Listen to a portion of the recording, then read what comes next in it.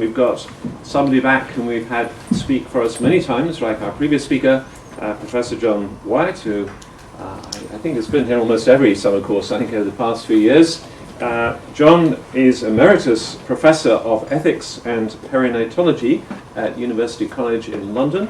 He has a clinical background. He was very much involved in the perinatology unit there at University College, which is certainly the most advanced, I think, in Britain, and has incredible experience of life at both the beginning and end of life. So life and death, and that's what our topic is about this morning. What does it mean to be a person? Matters of life and death. So thanks very much, John.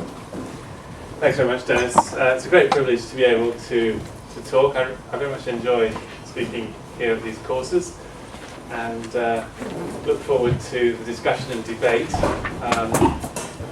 As Gareth Jones said earlier, of course, these are highly complex, contentious, difficult issues, and I certainly have no simple or knockdown solution.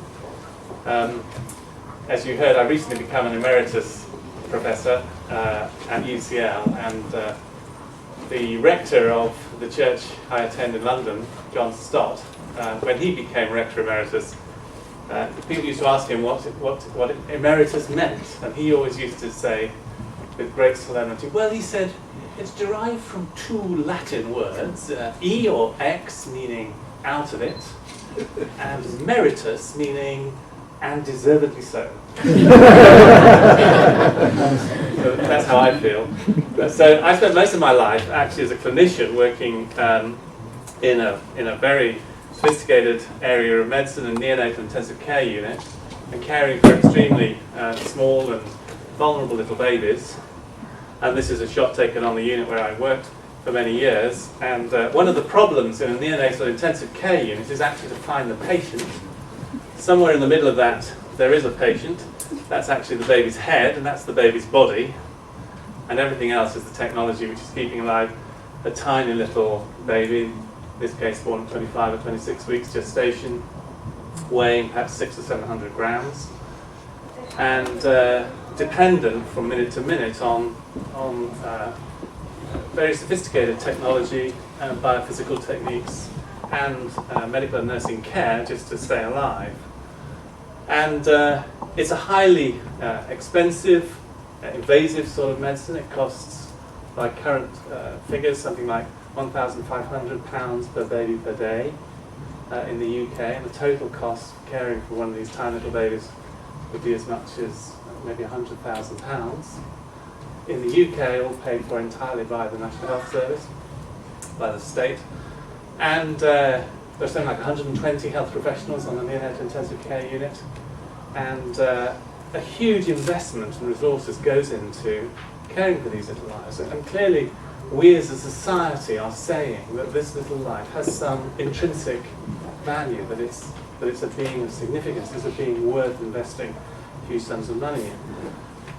And supporting parents and families with the stress of having a little baby is extremely demanding. Actually, that's my hand and one of the babies, just to show the sort of scale. But just one floor away, in the same hospital, in the same National Health Service, is another very sophisticated area of medicine called the Fetal Medicine Unit, where pregnant mothers are referred from a wide area of southeast England and London. Detailed investigations are performed, particularly ultrasound, but now increasingly using other techniques, including fetal magnetic resonance imaging, scanning. This is the procedure of amniocentesis.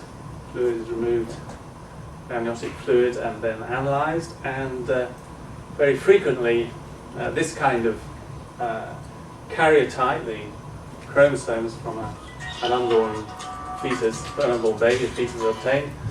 We know that it's a little girl. She has 2 X chromosomes, but she has an additional 21 chromosomes, so trisomy 21. And we know that if this child survives, that she'll have Down syndrome. We don't know how severe it's going to be on the basis of the karyotype. It could be extremely severe with life-threatening abnormalities. It could be relatively minor, although nearly always associated with some degree of learning disorder, disability. I wonder if anybody would like to guess what percentage of parents in the UK at present, if if shown this karyotype, would then choose to have an abortion. They will always be offered the possibility of an abortion. Any guess on the percentage? 100%. 90? 95? You're in the right ballpark. It's about 92, actually, 92, 93% at present. And what is often not recognised is that the very procedure, the amniocentesis procedure, carries a significant risk of inducing miscarriage of between 1 in 50 to 1 in 100. And therefore it's been estimated, and the figures are really quite robust, that between 1 in 2 and 1 in 4, or for every one fetus who's diagnosed with Down syndrome, between 2 and 4 normal fetuses will die as a result of a miscarriage following the amniocentesis. So clearly here society is saying that it's more important that we detect one fetus with Down syndrome in order to offer a termination than these other 2 or 4 fetuses will survive. And in fact, the National Health Service has now rolled out a nationwide program called the Fetal Anomaly Screening Program, and is investing millions of pounds to try to ensure that as many fetuses as possible with some degree of abnormality are identified prior to birth, using a variety of different techniques, particularly early ultrasound scanning, using this thing, the nuchal fold measurement. So it's been discovered that in babies with a range of congenital anomalies, this thickness of this fetal structure, the nuchal fold, is increased, and therefore can be used as a screening tool in very early pregnancy. And if nuchal fold thickness is increased, then a range of other investigations, including invasive investigations, can be performed. And late ultrasound scanning is usually done at 18 to 21 weeks in order to try to detect fetal abnormalities. And sometimes, therefore, fetal abnormalities are not really diagnosed until 23, 24 weeks, sometimes later. In fact, what's become more problematic now is with the use of fetal magnetic resonance imaging scanning, brain abnormalities are being picked up at later and later gestational stages, including 30, 32, 34, 36 weeks gestation. And in the UK, it's legal for an abortion to be carried out at any stage up to term if there's a substantial risk of a significant handicap, and in the words of the Act. And therefore, in the hospital where I work, on a regular basis, although the numbers are small, but they do happen certainly every month, late feticides are carried out at 28 weeks, 30 weeks, 32 weeks, 36 weeks. And on a number of occasions, I've been called away from the neonatal intensive care unit, where we're struggling to save a tiny little preterm baby, to go one floor to the fetal medicine unit to talk to a pregnant woman who's considering having a termination. And the fetus in her womb is considerably bigger and more robust and more advanced than the baby that we're struggling to save one floor down. And you ask yourself, how is it possible in one hospital, in one health service, to have these apparently contradictory activities both going on? And that, of course, it's a very interesting and complex question. But at least part of it, I would contend, is due to the debate of what does it mean to be a person. Because in the field of neonatology, we very much treat this baby, at whatever gestational age, as a unique human individual. It's a person to be named, a person to be loved and cared for, a person even to be respected, treated with dignity. And that treatment is irrespective of whether the baby is wanted or not. One of the interesting things I've observed is that, although it doesn't happen very often, from time to time babies are abandoned on the baby unit, or the parents make it very clear that this is a baby that they don't want to survive. And very often in that situation, the reaction of the staff is paradoxically to treat this baby with greater care, and with greater love, and with greater sense of protection, precisely because this baby is unwanted. So whether or not this individual is wanted or not doesn't seem, in the world of neonatology, to influence our attitudes towards this being. But the being in the womb is treated not as a person. In the case of late feticide, it's treated as a potential person. And usually this being is not named and is not identified, and is not always, sometimes the parents would name the baby, but in general it's regarded as not a being that has an intrinsic value, it's a being that has a potential value. It's interesting that, just to sidestep to this whole industry which has now developed of fetus screening, but it, as a technological project, it has very much similar criteria as other technological projects. So it's devoted to efficiency, to obtaining as many bangs for your buck as possible, trying to screen as many as possible. It's cost effectiveness, quality control. So for instance, the whole thinking of quality control, ensuring that there are uniform standards of fetal screening, that diagnostic errors are minimized and so on, uniformity. So all these technological projects have similar criteria, even when they're basically orientated towards what some people have described as a search and destroy mission, an attempt to identify abnormal developing human beings in order that they can be offered to parents the prospect of termination. This is a graph from an official report showing that the blue line shows the number of diagnoses of Down syndrome taking place over 15 years.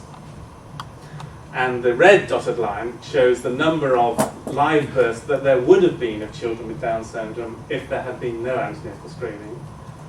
Whereas the green line shows the number of live births with Down syndrome there had in actual fact been. And therefore, this is used to show the fact that the antenatal screening program is being effective. More babies are being diagnosed with Down syndrome and are being aborted. And so that gap represents the children with Down syndrome who would have been born and who would be part of our society, but who are missing because of antenatal screening. And some philosophers have gone on further and have said that in fact, if a mother knows that there is an abnormality of the fetus that is serious and is going to cause suffering, then in some sense there is a duty to have an abortion, that a responsible parent would have an abortion. There is some kind of moral duty. So here very much the concept is that this being in the womb is a being that only has potentiality, and that if it seems that that potentiality is impaired because of a genetic abnormality, because of some other fetal malformation, then the destruction of this being is not the destruction of an intrinsic, another person. And of course what seems to happen is as our technology and our means of screening increase, they lead to a sense of responsibility. And what we're now able to get through the use of technology in the antenatal period is a sort of godlike knowledge, a sort of knowledge which only was previously available to the deity. But along with that knowledge then comes this terrible crushing sense of responsibility. And I've been involved in many hundreds of conversations with parents, and very often it's around the question of what is the responsible thing to do in this situation. And of course, again, there is no easy answer to that question. It's about to get a whole lot worse, more difficult, because of the development of what's now called non-invasive prenatal diagnosis. So it turns out that during pregnancy, small amounts of fetal DNA are circulating in the mother's circulation, so-called free fetal DNA. And this DNA can now be isolated using PCR techniques and analysed. And this technique is now already becoming available clinically. So it means simply by having a blood test during pregnancy, during early pregnancy, an extremely detailed, potentially the entire genome can be obtained from a blood test from the entire fetal genome. And it doesn't take a great deal of imagination to see the sort of dilemmas which may well be given in the future. So the pregnant woman has a blood test and is then told, well, we've worked out that you've got a little girl and she has a 60% chance of having breast cancer before the age of 55 and 70% chance of Alzheimer's before the age of 70 and significant risk of type 2 diabetes. Now, do you think it's the right thing to bring this child into the world? Would that be a loving thing to do? Or would it be better to try and have another child? So the potential for dilemmas and agonies for the future, I think, will only increase. It's already being used for paternity. You can already on the internet send off, a pregnant woman can send off a blood sample together with a putative sample from the putative father, and then get the test as to whether or not this is. Do you like this toll-free number? 1877 RUI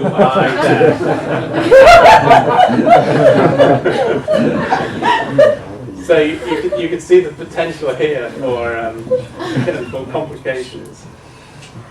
And it's already being used in a number of places for sex selection, and not just PGD sex selection, but various other techniques as well. Free fetal DNA can also be used for sex selection.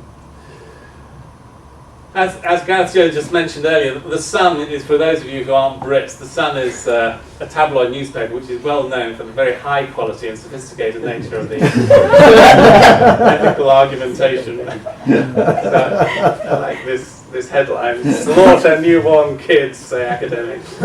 And as Gareth mentioned, this was a paper in the New England Journal of Medicine. Sorry, no, the Journal of Medical Ethics, which was called "After Birth Abortion: Why Should the Baby Live?" And they were based on arguments which we're going to look at, that basically not just the fetus, but also the newborn baby can be regarded as a person, and therefore any argument which defends late abortion can also be used to defend infanticide.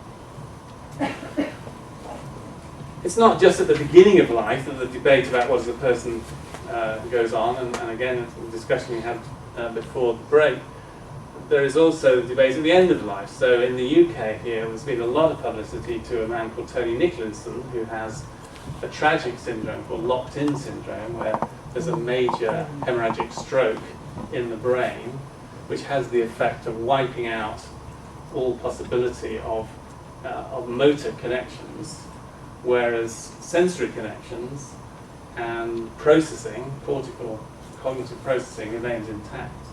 And so you end up with somebody who is locked inside the body, but who is conscious and who is aware of what's going on. And if you want to get a sense of what this condition is like, can I recommend to you a book and a film called The Diving Bell and the Butterfly?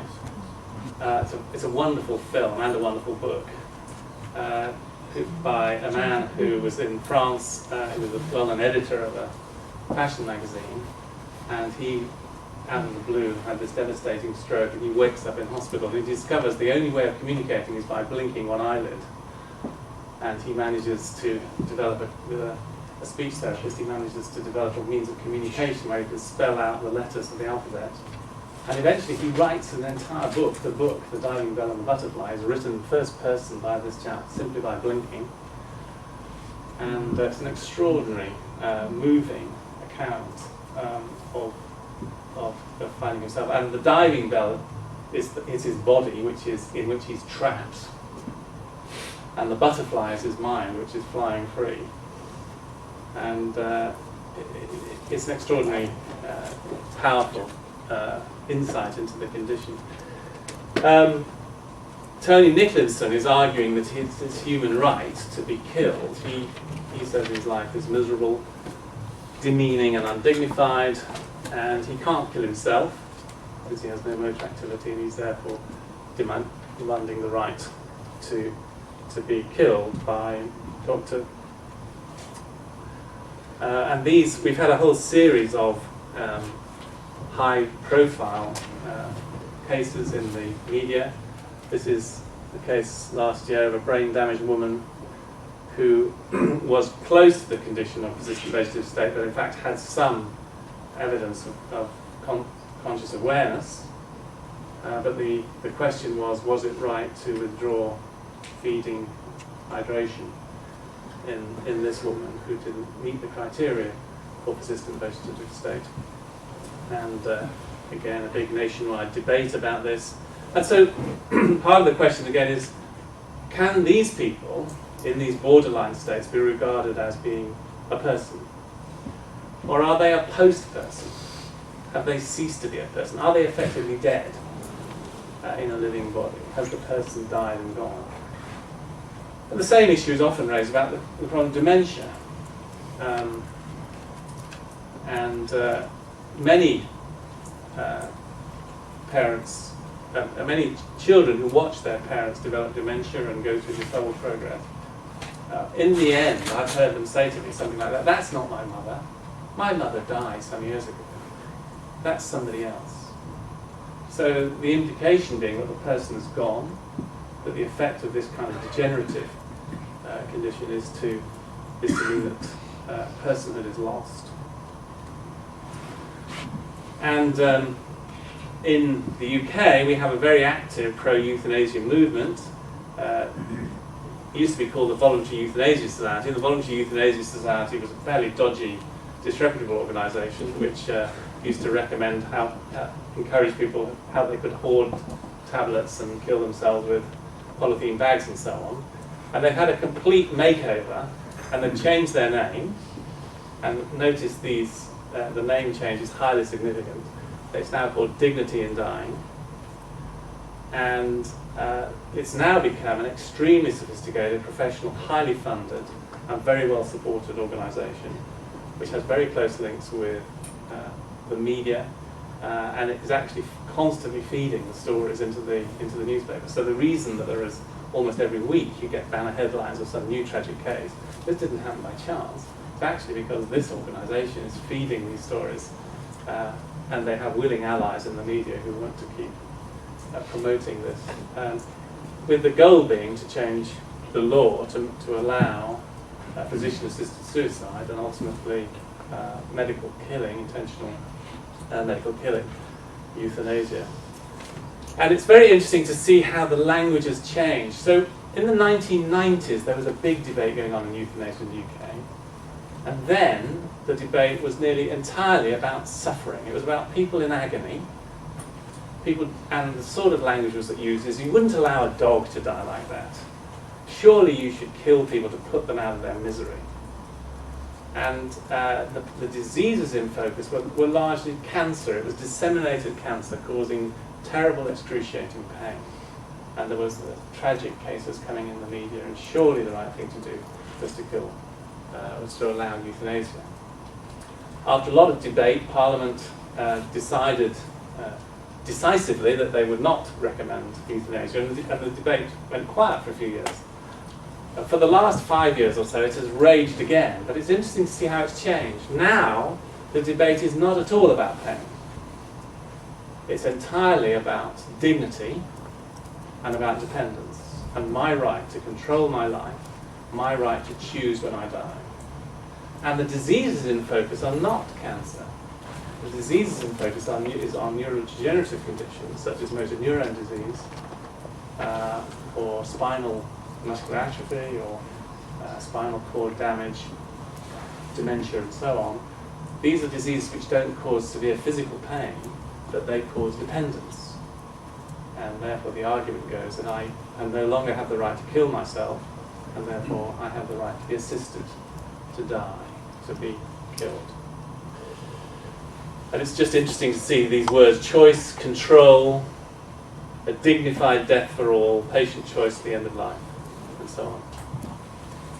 So underlying these questions then is what is a person, and a group of philosophers coming primarily from the utilitarian, secular utilitarian position, have promoted a version, a definition of personhood. So Peter Singer, this is the definition he uses, a being who has a capacity for self-awareness and for making choices. So two things, and particularly he emphasizes making choices. And so he's what often is called a preference utilitarian. It's the preferences, it's my autonomous choices, which are ultimately the single most important thing in my life.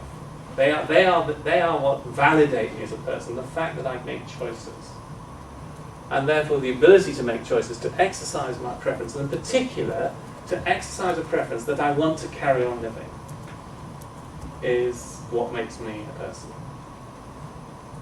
John Harris has a similar but slightly different definition. He says it's a being who is capable of valuing their own existence. The value of my life is precisely the value I give to my own life. So if I value my life, then my life is worthwhile. If I don't value my life is not worthwhile. If I can't value my life because I don't even know I exist, then clearly my life doesn't have value. And Michael Tooley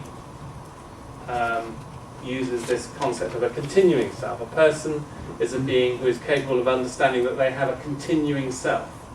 If you are not aware that you exist, you do not have an automatic right to life. And so these group philosophers would say that the question of whether or not you are aware of your own existence, whether or not you are aware that you are a continuing self, is an empirical question. It's a question that can be answered by psychologists, and it's not a moral question. And it is interesting. It's generally said that somewhere between 1 to 2 years is where the first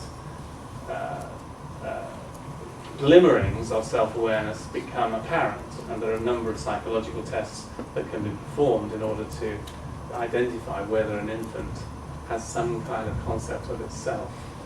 But I was reading recently about this concept of the continuing self, and interestingly, it's generally thought that the continuing self, the idea that I am the same person as that I was last year, and who I will be next year, that's really a very sophisticated concept. And some psychologists feel it really doesn't become stable until about 3 to 4 years of age. So that if you were to take Tooley's concept of the continuing self, you come to the conclusion that children who are less than, say, 3 don't really qualify as having a robust understanding that they are an individual continuing in time. As Singer goes on, only a person can want to go on living or have plans for the future because only a person can understand the possibility of a future existence. So this is again this idea, I understand that I have a future existence. This means that to end the life of people against their will is different from ending the lives of beings who are not people.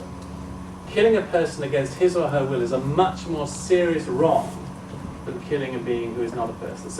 So in other words, Singer argues that the moral evil of homicide, of the destruction of a human life, is the evil of taking away the life that you know you're going to have.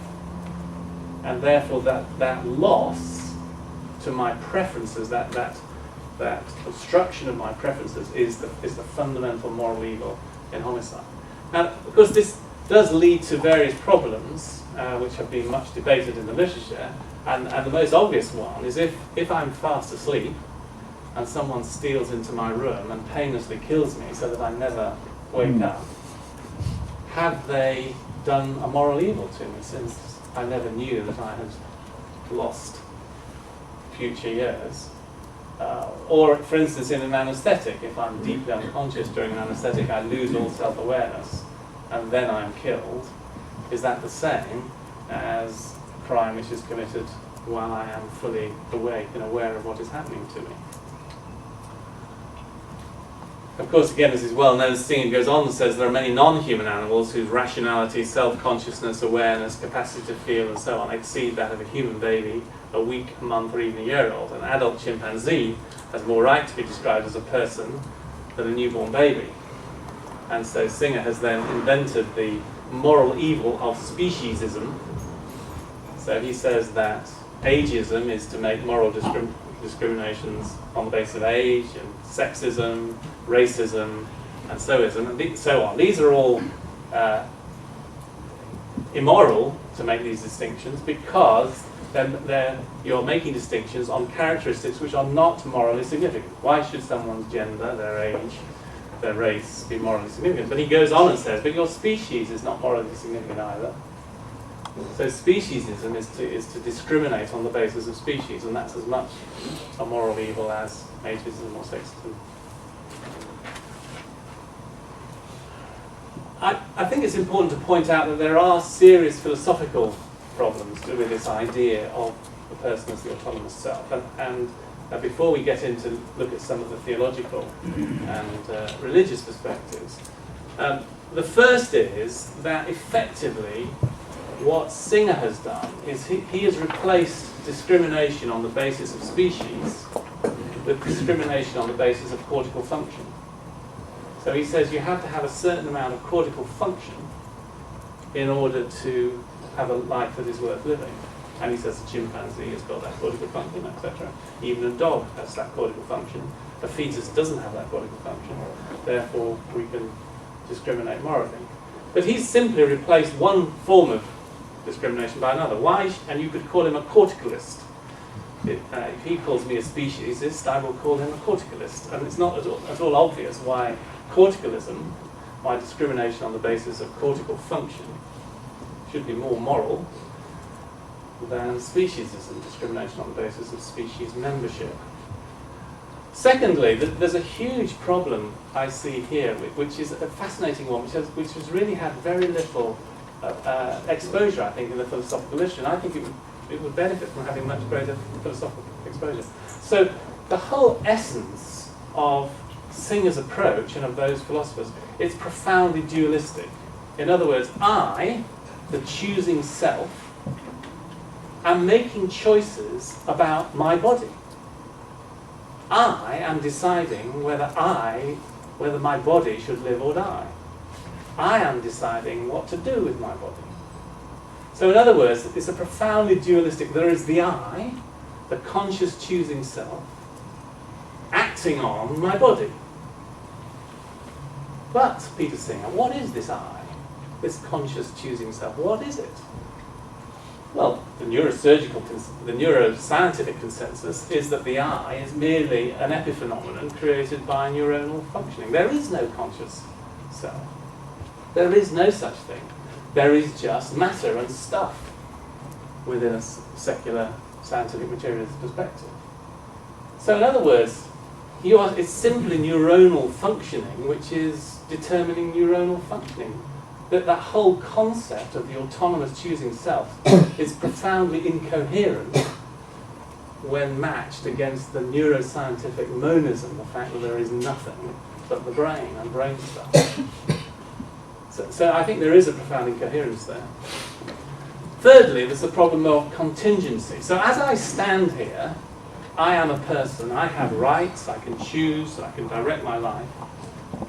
But all of a sudden, a small clot emanates from my left atrium and goes up the carotid artery, and all of a sudden I collapse, and I'm taken into the ITU in Adam Brooks Hospital. I'm unconscious, I have a bit serious brain dysfunction. I'm not a person. My personhood has just gone by a small microembolism going up my carotid artery. Then I start to recover on the ITU, I get discharged eventually, I become conscious where I am a person again. And so you see the personhood is an extremely fragile concept, and it's totally dependent on contingencies. And at any moment, my personhood may be lost, may be regained, may be lost, and so on. And then, of course, there's the social consequences of this kind of thinking, because inevitably what this kind of thinking does is it divides human society into gradations. So there are people like us who are conscious and choosing. So we're all right. We're safe. We know we exist. But then you've got a whole substrata of people who are human non-persons, fetuses and people with babies and people with learning difficulties and people with dementia and people with... and there is then this grey penumbra, this borderline zone of people who pop in and out of personhood and so on. So is that the kind of society we want to belong to, which effectively has a hierarchy of humanness, of human personhood, and divides one another into those different groups? This is not a new question, and in fact the most influential definition comes from the early medieval period. The definition of person was Boethius, who wrote, "A person is an individual substance of a rational nature." Now, that definition has been extraordinarily influential in Western thought. It emphasises individuation, and arguably the individualism which really comes to light in the Enlightenment starts with Boethius. An individual substance, literally cannot be divided. And it emphasises rationality as being the essence of humanity, so that it was on this basis that beings who are not rational were not regarded as persons. Notice also that in this definition, the most fundamental definitions are individual, substance, rational, and nature. And a person is defined on the basis of things which are more fundamental. It's more fundamental to talk about rationality or individuality than it is to talk about personhood. Where does this concept come from? Well, it's interesting because both Latin and Greek have the concept of the word person, but it basically, in Latin it's persona, and in Greek it's prosopon, and it refers to the public face. It's the mask that we present to the world. It's the role that we inhabit.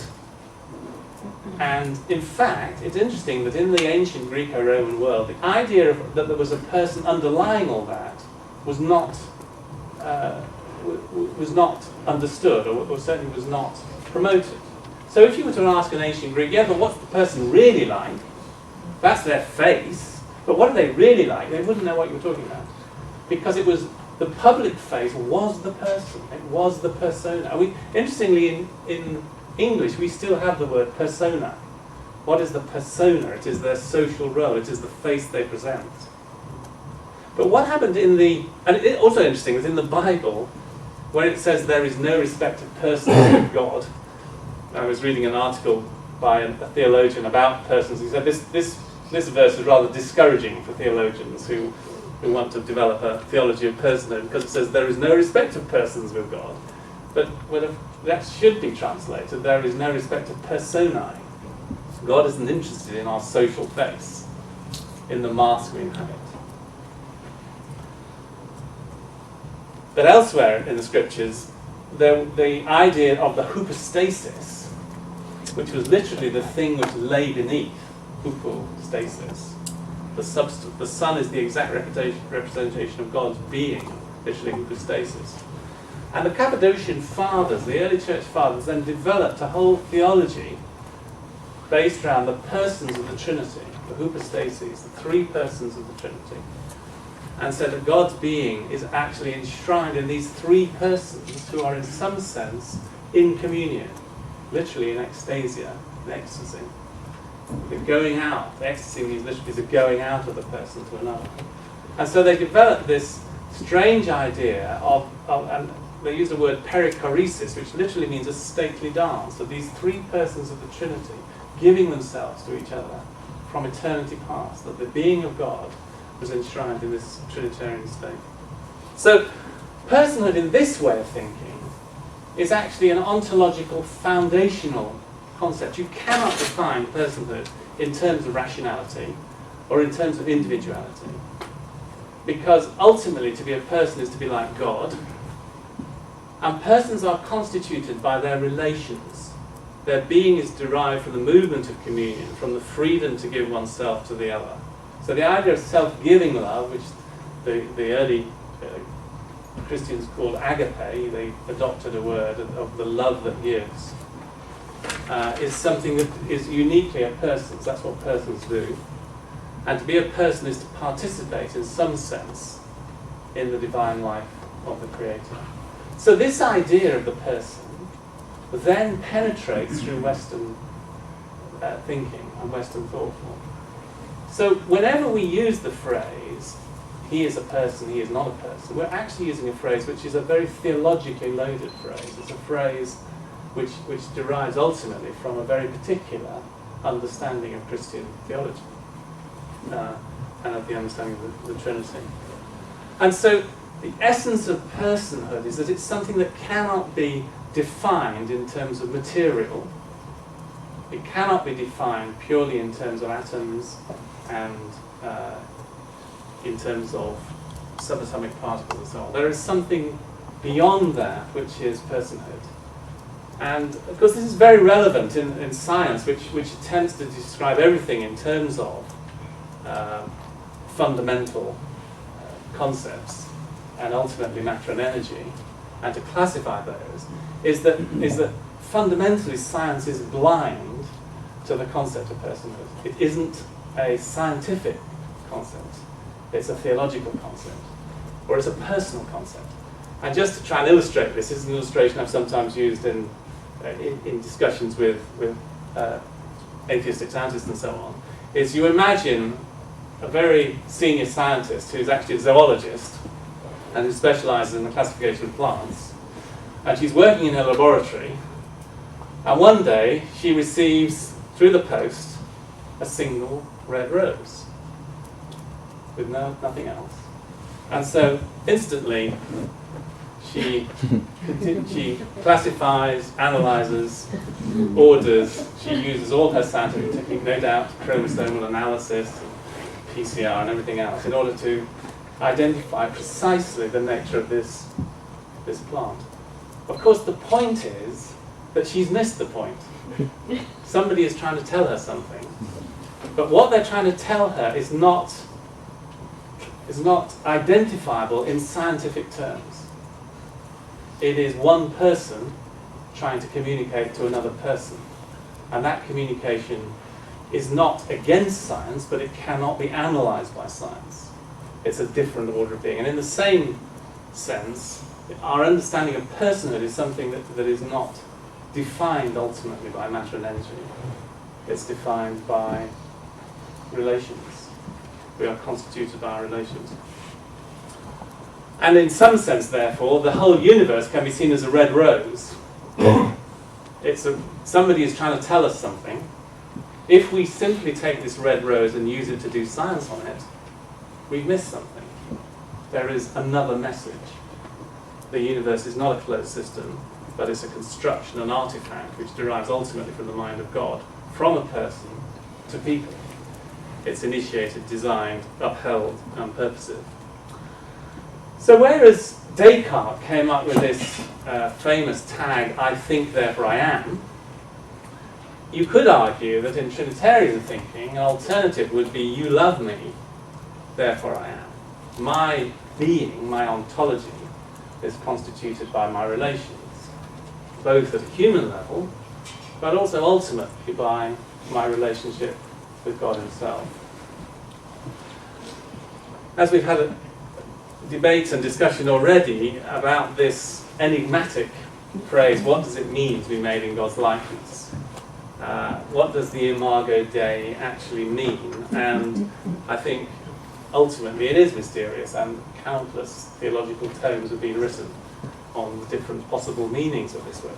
But I think there's something very fundamental that you can say, and that is that the concept of Imago Dei, that human beings are in some sense made in God's image, implies that human beings are not self-explanatory.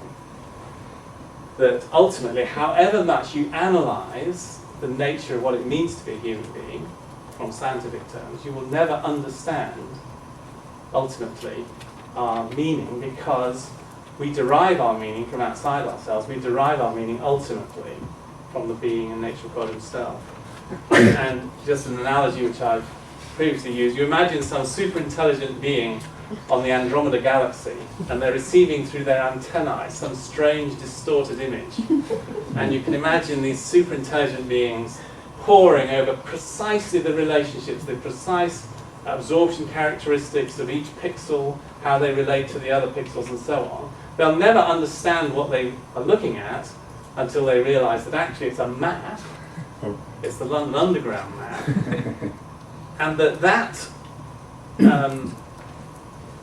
those precise collection of the reason that the orientation and the precise collection of life are why they are is because they reflect another kind of being entirely. They reflect these strange metal things that go chuntering through tubes in a particular part of the planet. So the two things which look completely different, a map with a collection of pixels and strange lines, and these metal objects which go chuntering through tubes, have a hidden connection. One is a representation, a map of the other. And in the same way, it seems to me that the concept of the Imago Dei is that in some sense, we're simply carbon-based life forms, like every other carbon-based life forms, but we alone map onto something else, which is the being and nature of God himself. And our relationality, our ability to be constituted by our relations, is therefore of significance in the God that we represent, the God that we image. So human beings are not self-explanatory. The structure of our humanity, the values and purposes of human life only make sense in the light of our creation in God's image. And this way of thinking, therefore, argues that our dignity and significance come not from our functionality, from our particular abilities, but from the stuff of our being, from our godlikeness, from our representational nature. At the same time, the early chapters of Genesis stress that we're made out of dust, we're made out of the same stuff as everything else, and therefore we shouldn't be surprised that human beings, as carbon-based life forms, share the same limitations and contingencies of the physical universe, and we're physical, dependent, frail and vulnerable beings, embodied but free. And so each one of us comes into the world utterly and totally dependent on the love and care of others. So you came into this world utterly, totally dependent. Then you go through a phase of your life when other people depend on you. I'm still going through that phase, even in my emeritus status. We have 3 boys who are now grown up, but just yesterday the phone rings, Dad, can you transfer some money into my account, Dad? So I still have beings who are dependent on me. But then most of us are going to end our lives utterly and totally dependent on the love and care of others. And that's not some terrible evil. No, it actually comes from the nature of who we are, the way we are designed and made to be, that we are dependent, vulnerable and fragile. It's part of our humanity. And this was brought home to me very forcefully some years ago when my mother was transformed from being a very intelligent, vivacious lady into somebody who was affected by dementia and became utterly and totally dependent. And in the end, she was hallucinating, she was doubly incontinent, she could do nothing for herself, she was having 24-hour nursing care, and I was being asked, I was visiting her, and somebody thrust a yogurt pot and a teaspoon into my hand, and I'm trying to feed her, and I'm saying, open your mouth, here it comes, here it comes. And then I suddenly have a flashback, because this is precisely what she used to do for me. And now the tables are turned. And yet I remember thinking at the time, perhaps this is the way it was meant to be. I'm learning more of what it means to be a son, and she's learning more of what it means to be a mother. So dependence is part of our human story. And the quest for independence, the quest to be autonomous, is actually a quest to transcend our own humanity. It's to become something other than human, other than the way we're meant to be. And this lovely verse in the Psalms, as a father has compassion on his children, so the Lord has compassion on those who fear him. He knows how we are formed. He remembers that we are dust. So our dust-like origins is something that our Creator does not forget. He has compassion on us. Dependence is not an alien, subhuman, undignified condition. It's part of the narrative of every human life. Mailander says, we're dependent beings, and to think otherwise, to make independence our project, however sincerely, is to live a lie, which is to fly in the face of reality. And so this modern quest that we saw in the euthanasia movement for independence is ultimately to live a lie. Our human dignity comes not from our function, but from the stuff of our being.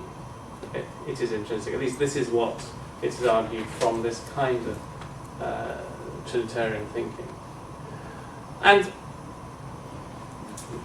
also, both in biblical thinking, but also in modern population genetics, what's interesting is the way that we are so closely related to one another.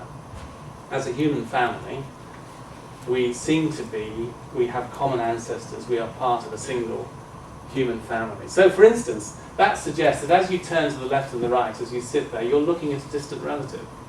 Every single person in this room is related, and in theory, if we looked into our DNA, we could work out the relationships. So, despite the superficial differences, we share this sense of being interrelated. And we're called to treat even the stranger and the immigrant with gentleness, with respect and love. Why? Because they are family. And within this way of thinking, therefore, I often hear older people, including religious and Christian old people who ought to know better, say something like, I just don't want to be a burden to anybody. I'm very happy to care for other people, but I don't want to be a burden. But actually, that way of thinking is not at all consistent with our understanding of our interdependence. In fact, you could argue that we're designed to be a burden. I'm designed to be a burden to you, and you are designed to be a burden to me. And the life of a family is one of mutual burdensomeness. That's the way it was meant to be. So again, to somehow deny our mutual dependence is to do something against our own humanity. This is the kind of retrospective view which Gareth was talking about. Just suppose this is what you look like when you were born. This is what you look like at 28 weeks, three-dimensional ultrasound. This is what you look like at 18 weeks. This is what you look like at 6 weeks. This is what you look like at 3 weeks. This is what you look like at 3 days. If that's exactly what you did look like, is there any point as you look back in your own history at which you can say, that is not me? And I don't think there is any point. As we go back in our own history, then it doesn't seem there's any point at which you can reliably say, that is not me. And of course, that begs the question, as we look prospectively, about the point at which there is a being who has an individual and personal identity. I think also that it's surely not an accident that the way we make babies is by making love.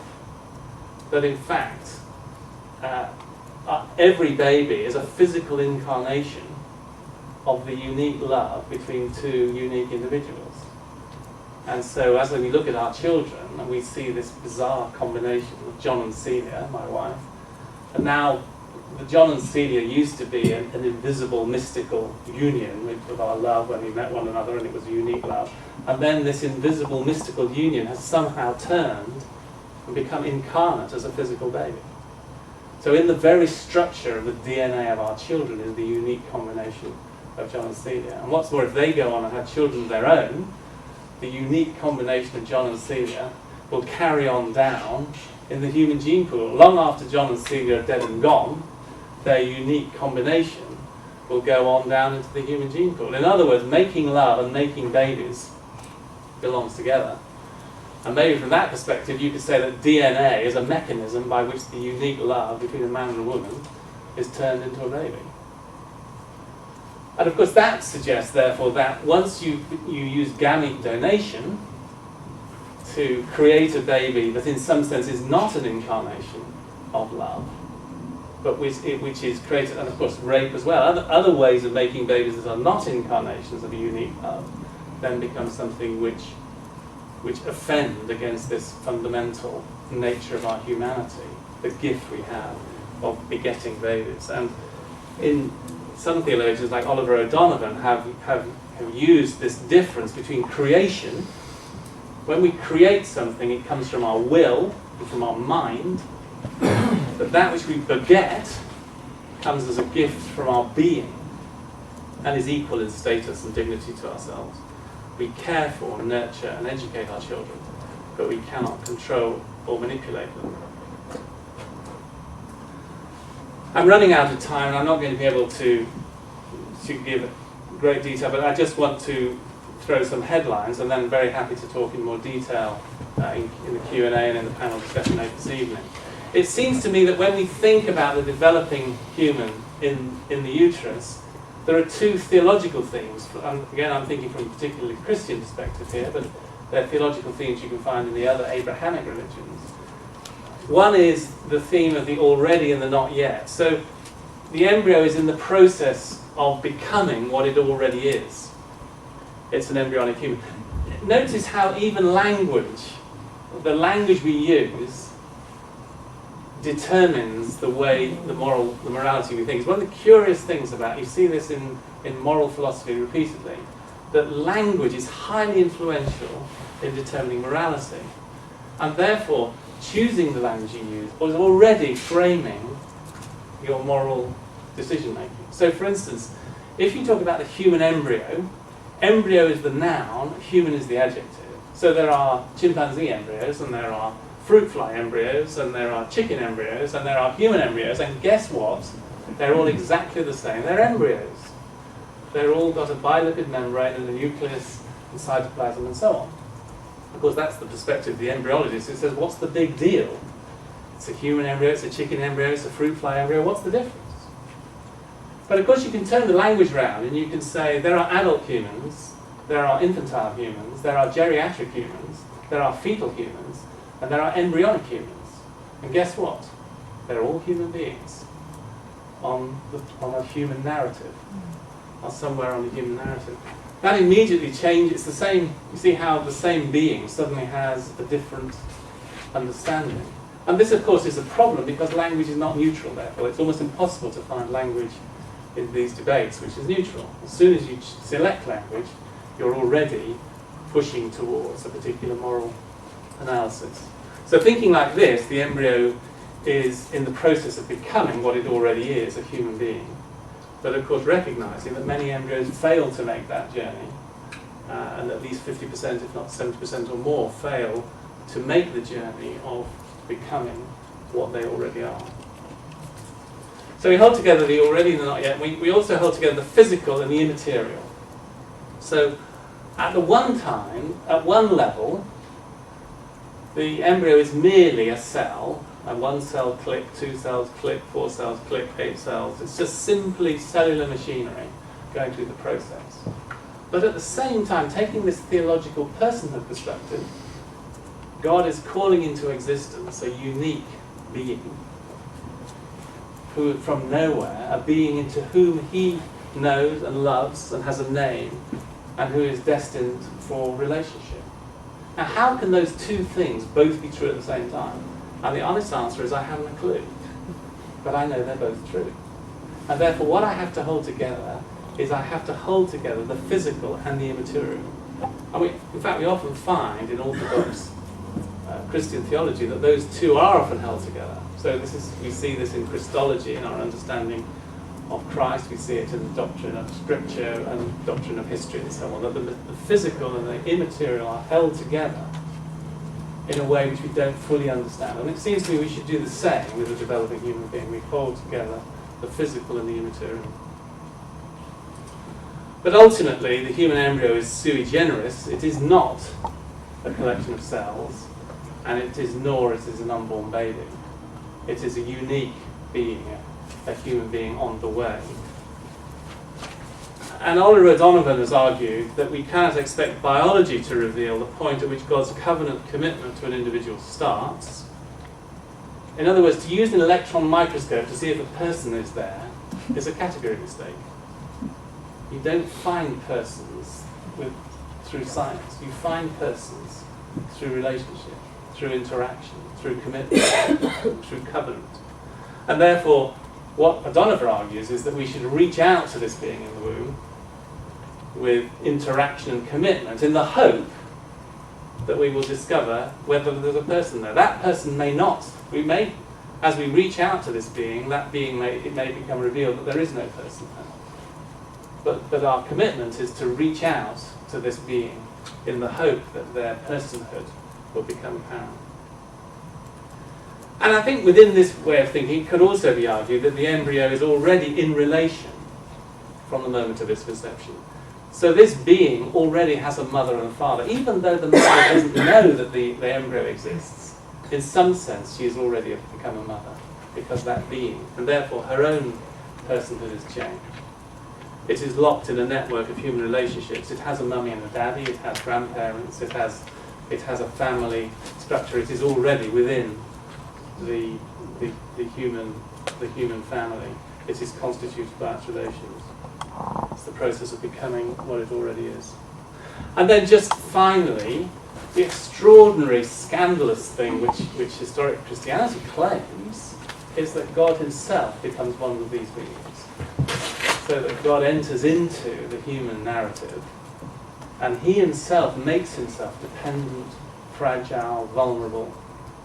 He becomes subject to the contingencies of being a carbon-based life form, and he requires to be fed. He makes himself dependent, and yet what Christian theology teaches is at the very moment that he is being fed or having his bottom wiped in Bethlehem, he is upholding the universe by the word of his power. How does that work? But his unique dignity and status is not impaired by the fact he's having his bottom wiped. So please remember that if you end up in a hospital and you have to have your bottom wiped and you become utterly and totally dependent, your unique status, your unique dignity as a person known and loved is in no way impaired by dependence. Dependence does not touch our uniqueness as a human being. I'm going to stop there, and I'm very happy to discuss about more practical applications and how to apply this kind of theology in practice. But thank you very much.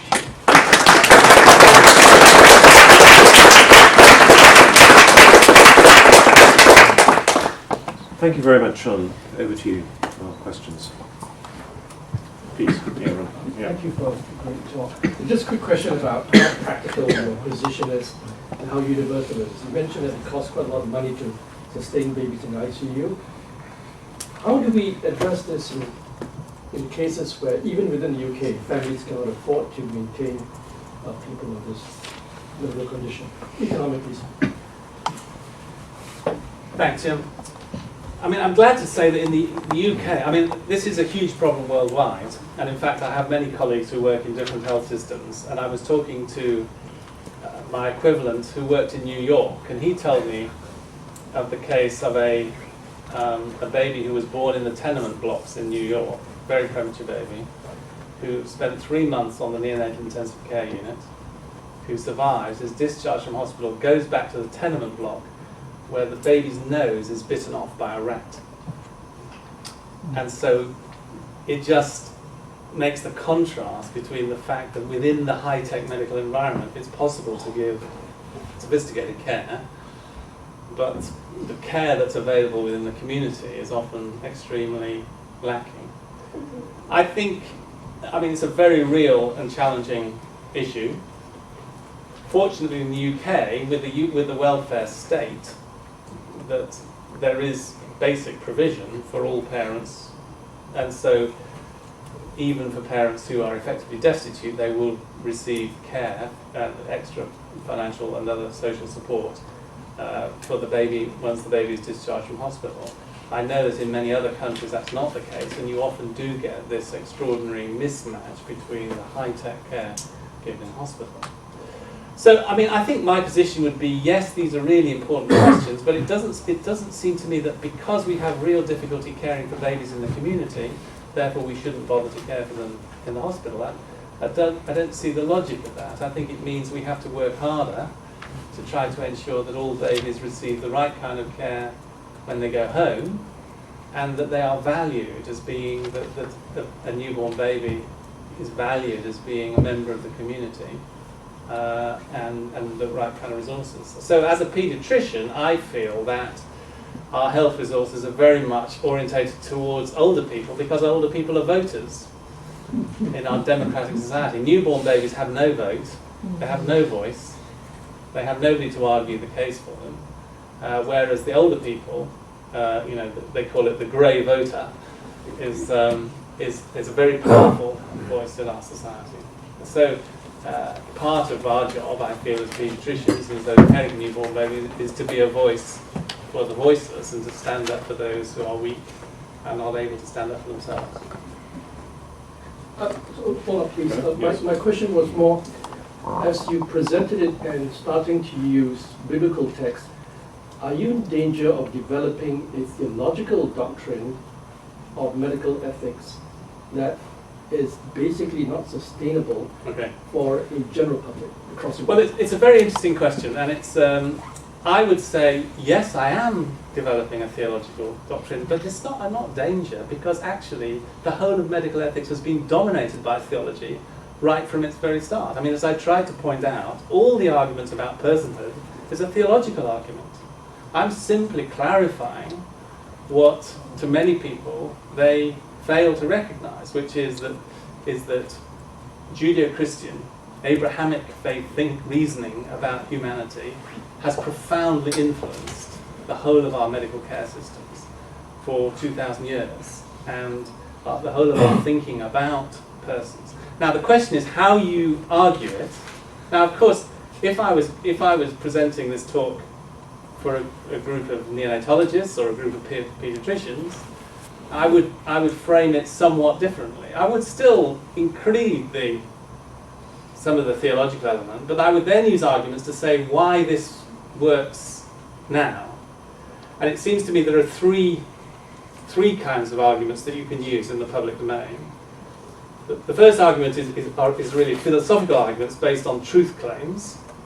In other words, that to argue on the nature of reality. So, for instance, when I argue that making love and making babies belongs together, I'm making a truth claim about the nature of reality, which can be contested, but nonetheless, I'm arguing making truth claims.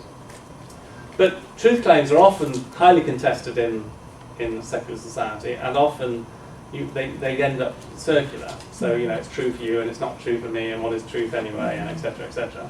But there are two other groups of arguments that we can use. The second group of arguments is that it works. There is empirical evidence that if you follow this kind of reasoning, it has positive outcomes. And actually, there is lots and lots of empirical evidence showing that if you follow these kind of ethical principles, it leads to greater human happiness, greater satisfaction with life, greater life expectation, improved relationships, etc., etc. So actually there's quite a lot of empirical evidence showing that if you follow Judeo-Christian principles, it has positive health benefits. In fact, it saves money. This is, at this point, the economists get interested. Oh, you mean you can actually reduce healthcare costs? Yes, you can, by following these particular principles. Number three, which philosophically is the weakest line of argument, but my experience, having been involved in quite a lot of debates in public arenas and so on, is that it's the line of argument has the greatest impact, and that is that it matches with human intuitions. That if you follow this line of reasoning, it matches with the deepest human intuitions of most people in our society. And so, for instance, what I would sometimes construct is a sort of, I would say, here are two alternative health systems. Here's a health system developed on the ideals of Peter Singer, where individual autonomy, choice is absolutely central, and that people are divided into whether or not they can choose or not, and everything is done according to this principle. And here is a health system which is based on Judeo-Christian principles, where all human beings are regarded as being special and unique and are valued, and the weak are protected and defended and treated with respect. Now, when you are sick and admitted to hospital, which hospital would you prefer to be admitted to? Or even more telling, when your mother is admitted incontinent, confused and demented to hospital, which hospital would you prefer to be admitted to? And the interesting thing is, the number of people who say, well, intellectually and philosophically, I would say that this was definitely a logical way to, but actually, I'd much prefer to go to that hospital, please. Please, yes. It's interesting because I heard one person talk about the danger of having doctors at all involved in euthanasia. That the whole Hippocratic Oath grew up in Greece around the concept that when you hired a doctor, you know, in that culture, you didn't know if somebody else had hired that doctor and paid them more money to kill you than you were paying them to heal you. And so the Hippocratic Oath grew out of that whole concept, and the argument goes it would be better to just train a certain grouping of people, perhaps people from the military, to do the euthanizing, because that's more in their line of work than it is in the line of work of doctors. And as a physician, I would feel much more comfortable with that. Yeah, no, I absolutely agree, and I think there's very good historical evidence that's precisely how the Hippocratic band developed, because they took this binding oath to be only to heal and not to harm, unlike all the other practitioners at the time. And that was then, that Hippocratic tradition was then adopted by the early Christian church, and so then it becomes the early Christian church, actually, which preserves this little esoteric sect of Hippocrates. So the very reason that we've ever heard of Hippocrates is actually largely because of the Christian church, who adopted and Christianized Hippocratism. And I think you're absolutely right. But of course, the population as a whole are horrified by the idea of the Royal College of Euthanasiologists. And they want the doctor to do. Why? Because they trust the doctor. And they don't understand what they're sacrificing when they want the doctor to do this. Yes, I agree. And I think that media could educate them, though, like in the whole euthanasia debate. Yeah. I think it's important for the general public to be educated on what they lose. Yeah. The problem is the media is not neutral. The media has an agenda, certainly in the UK. And talking to people off record, they say, we know it's going to happen, we know it's going to be legalised, it's a historical inevitability, it might happen this year, it might happen next year, it might happen in 5 years' time, we're on the side of the winners. It's happened in my province in Canada now, and so it's going to sweep across Canada. It's just in the last month or so. Please, yes. Thank you very much for your talk. I'd like just to address the problems of based on historical aspects to make conclusions about personhood. For instance, you mentioned about the last debates in the 90s about cancer. Okay, we had to write because we are suffering, but nowadays cancer is a chronic disease, and now the debate is fighting for life. We struggle for life, and people are involved in this. Nowadays, the main discussion about degenerative disease, it's correct, but medicine is progressing, and I do hope that many efforts have been applied to solve this degenerative disease, and this will change as well. Yeah. So the problem of base, the right of deciding in terms of it's too fragile if you take into consideration the historical movement and also how the society deal with different, in the past, plagues, skin problems, nowadays, social degenerative disease. But we are changing, and we face changes in the way that we, society, medicine, technology deal with health problems. Yes. No, I think, thanks very much, I agree with that, and therefore, because of the development of technology, one can't predict what future dilemmas we're going to be. Part of the problem of being involved in medical ethics, you just think you've got your head around something, and you turn on the television and they say, scientists today announcing, and well, I'm back to the drawing board. So I think you're right. Having said that, someone like Tony Nicholson, with his locked-in syndrome, would say, well, of course it's true that in 10 years' time there might be developed a treatment for locked-in syndrome. It doesn't help me now. I have a problem here and now. We need to find a response here and now. And so we can't avoid wrestling with these really painful and difficult issues just because we hope that in the future things will change. At the back, please. Excuse me. Yes. Thank you. Could I ask you to enlarge a bit more on the issue of rape, taking into account that, okay, conception is not is not a necessary consequence of rape. Mm. But where it can be, Mm-hmm. okay, there's a bond between the mother and the fetus, but the mother doesn't want the fetus. She never asked for the fetus. The very way in which it was brought about was utterly an invasion of her own personality, personhood. Mm. Yeah, Sure. could you elaborate on that? Yeah, well, it's something certainly I've come across as this painful reality, and actually it's very close to home. My wife runs a charity centre in North London where they offer non-directive counselling to women who have a crisis pregnancy, and she has had several women who've become pregnant through rape, and it's an agonising and terrible dilemma. In these situations, often women feel profoundly humiliated, violated, and sometimes a sense of repulsion towards the fact that the man who did this and the fact they become pregnant.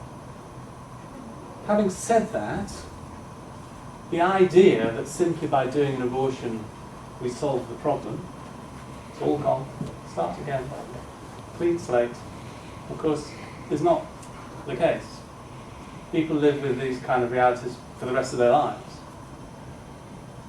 And for some women, and I don't say for all, but for some women, what my wife would say is that the very abortion itself feels like another violation. It's a violation of their own motherhood. And she is involved in counselling women sometimes who've had an abortion. Sometimes they've been forced by a partner or by parents to have an abortion years previously. And 10, 20 years later, they are still reliving the event. They're having flashbacks, post-traumatic stress disorder symptoms, and deep feelings of shame. So I think in the end, it's a appalling personal dilemma, which nobody, pray God it doesn't happen to anybody in this room or to anybody we know. What I do know is that there are the most extraordinary stories of redemption of women who have suffered an abortion. If you're interested in this, there's a book called Startling Beauty, and the author's name is Heather Gemmon, and she was an American Christian lady living in a very nice middle-class white suburban area who was raped by a black intruder. She agonises about the whole thing. She discovers she's pregnant. She's talked to the pastor. She takes the morning after pill. She's advised to have an abortion. She agonises. It's a very shocking but very well written book, and it's just stream of consciousness stuff. Eventually she decides to keep the pregnancy, and this mixed race child is born. She then has to suffer all the comments as she takes this child around her white suburban neighbourhood, and the comments, you must have been playing away from home, dear, and all those kind of comments. And yet she ends the book by saying rape is ugly, rape is evil, rape is twisted, rape is destructive, and yet I look in the face of a child who is so unwanted and I see a startling beauty.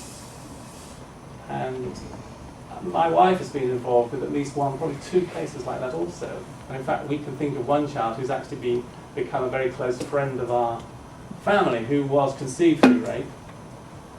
And this woman has now made a life as a single mother, caring for this child, who is the light of her life.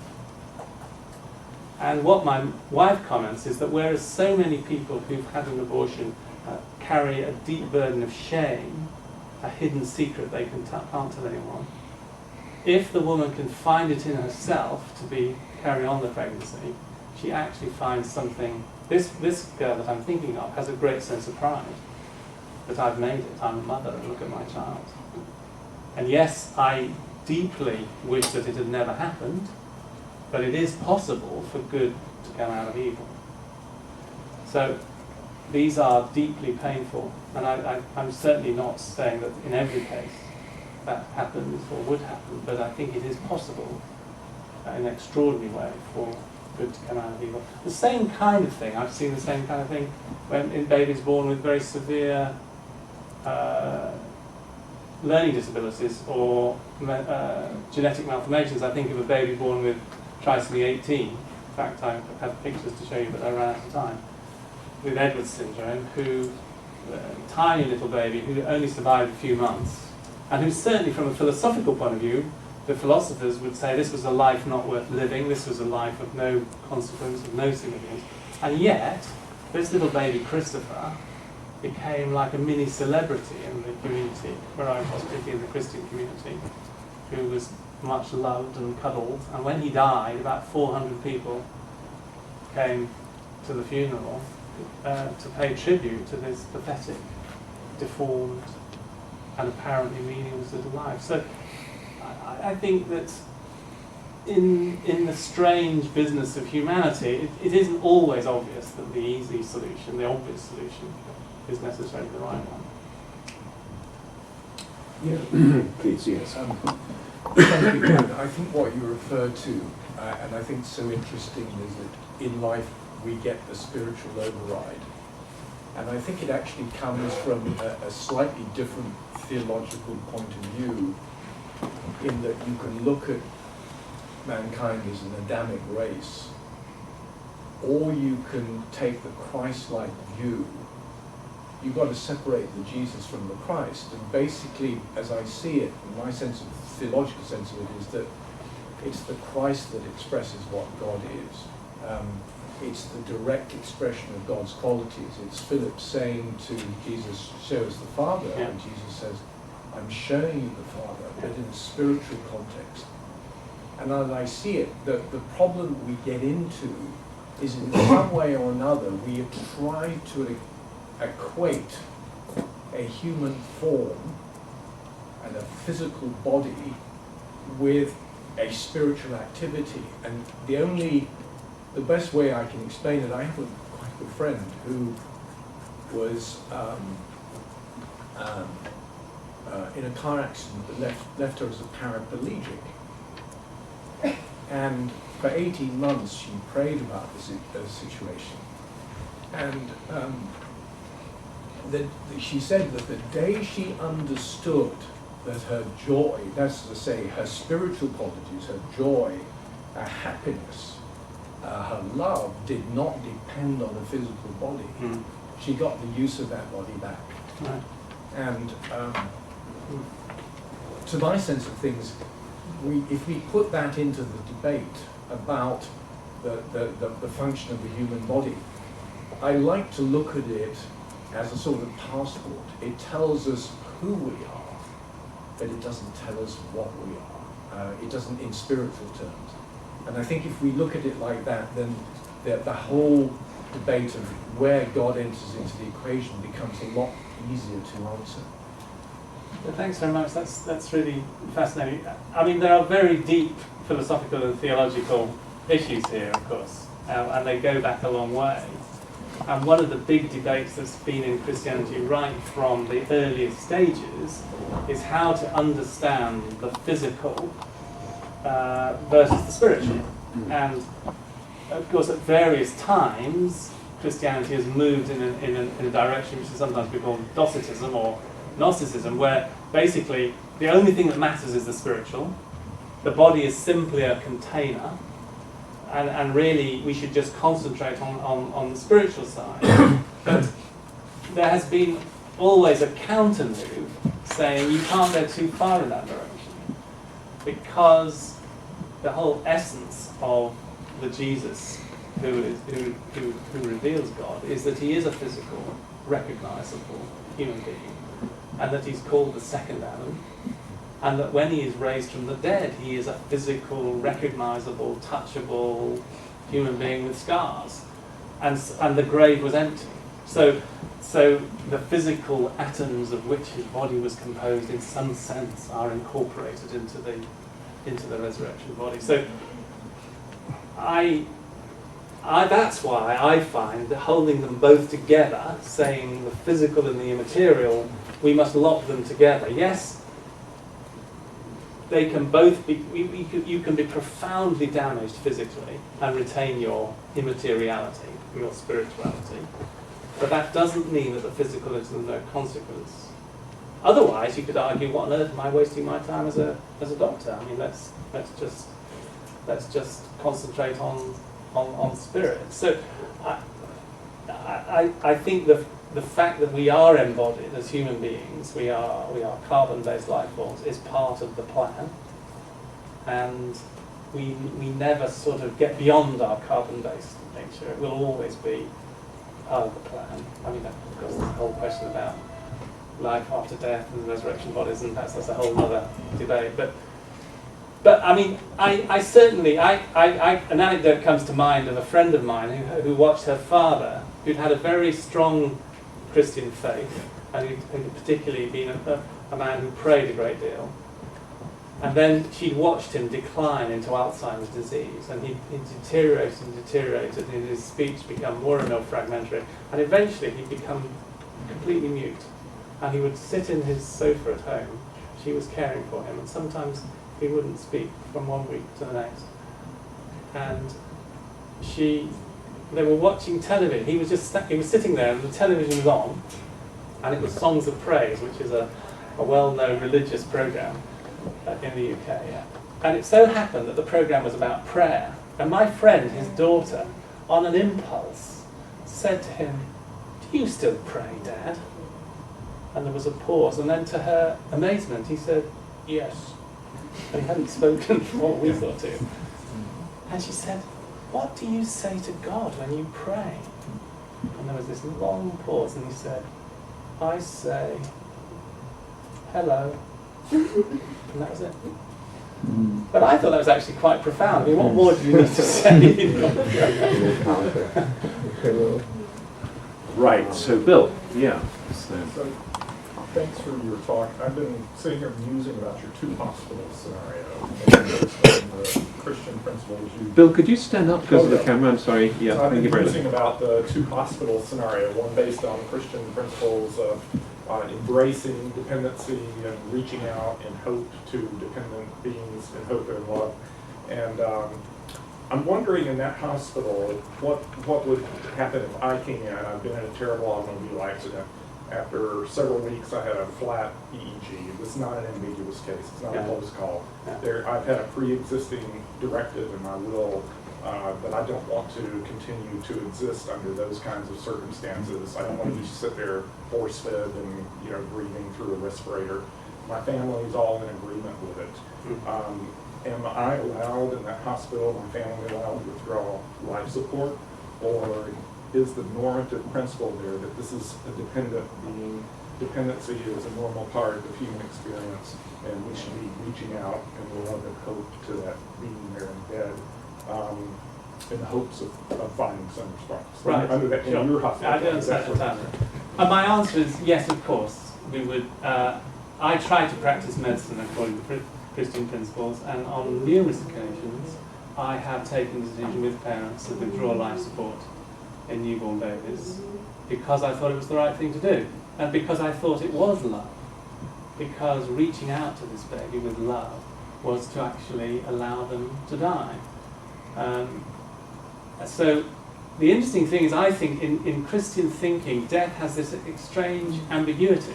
Death is both an enemy to be fought against, but it is also a gateway into another existence, into a new kind of life. And therefore, death can be turned from being an enemy into a strange kind of healing, into what C.S. Lewis calls a severe mercy.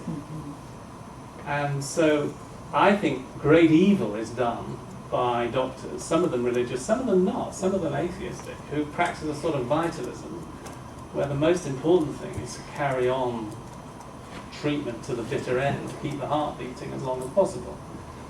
So I regard withdrawal of life support and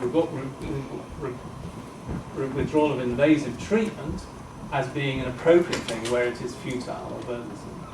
But of course, in that situation, the cause of death is not switching off the ventilator. the cause of death, the underlying biological cause of death, is whatever has wrecked the lungs, or wrecked the brain, or wrecked...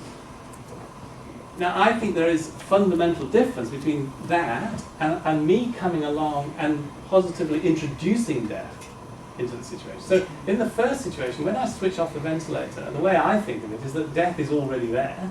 Death has entered this room, death has entered this cot, and we are desperately holding it away with all our machinery and technology, and what we do at one point is we take away our hands and we allow death to occur. It's completely different for me to walk into this room where death is not and take death out of my pocket and inject it. Sure. And so, although that difference is derided by Peter Singer as a utilitarian, as a consequentialist, he says there's no difference.